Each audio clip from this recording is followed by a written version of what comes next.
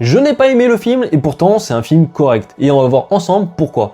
Et je parle bien évidemment du film The House of Dynamite. C'est un thriller sorti en 2017 et réalisé par Kathryn Bigelow. Au niveau du casting, nous avons Rebecca Ferguson, Idris Elba, Gabriel Basso, Tracy Letts et Jared Harris. The House of Dynamite raconte l'histoire d'un missile nucléaire qui est lancé sur les États-Unis sans que personne ne sache d'où il vienne. Et à la Maison Blanche, le temps s'arrête. Les militaires et les dirigeants n'ont que quelques minutes pour décider, sous une pression énorme, de soit l'intercepter, soit riposter ou tout simplement attendre. Et voici les notes, je te mets à l'écran la grille de notation. Et du coup, qu'est-ce que ça donne? On se retrouve avec un scénario de 40 minutes raconté en 2 heures. Et pourquoi? Tout simplement parce que le film est tourné sous 3 points de vue différents. C'est quasiment les mêmes scènes, les mêmes dialogues, les mêmes répliques, mais tout ça vécu avec 3 personnes différentes. Quand on a ça au 2e point de vue, ça va, mais quand on arrive au 3e, on commence à connaître et on perd en rythme. Il donne vraiment ce sentiment de redondance. La première partie crée de la tension, parce que oui, le film en crée tout au long.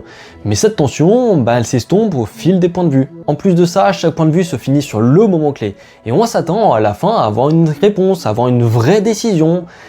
Mais non, le film donne volontairement une fin ouverte, une fin qui demande de la réflexion, et ça peut décevoir beaucoup de personnes. Et en même temps, c'est peut-être la meilleure fin qu'il pouvait donner. En plus de ça, le film n'est pas vraiment original.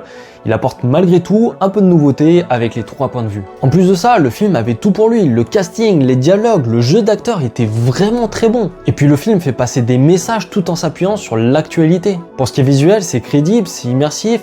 Le film est plutôt beau à voir et donne une certaine atmosphère, sans forcément que ça soit exceptionnel. Par contre, il y a quelques scènes, la stabilité de la caméra, c'est vraiment pas ça. Les mouvements de la caméra étaient saccadés, pas assez fluides, et on se retrouve avec des tremblements au niveau de la caméra qui n'étaient absolument pas logiques, dans des scènes où ce n'était absolument pas nécessaire. Je me suis réellement demandé si à des moments, le cadreur n'était tout simplement pas en train de se casser la gueule, littéralement. Et au niveau sonore, le film est très bon, il arrive à rendre immersif et surtout à bien renforcer l'action. En résumé, c'est plutôt un film correct puisqu'il a obtenu la note de 11 sur 20. Mais personnellement, je n'ai pas aimé le film et je lui donne cette note de 5. Ce film divise, des personnes vont aimer et d'autres vont pas du tout aimer. Il est recommandé pour les personnes qui sont en quête d'un film qui privilégie le fond et la réflexion plutôt que la résolution. Par contre, le film ne conviendra pas aux personnes qui recherchent une vraie fin et ne pas revivre le même scénario. Et toi, t'es dans quel team? Celle qui a aimé ou au contraire celle qui n'a pas aimé?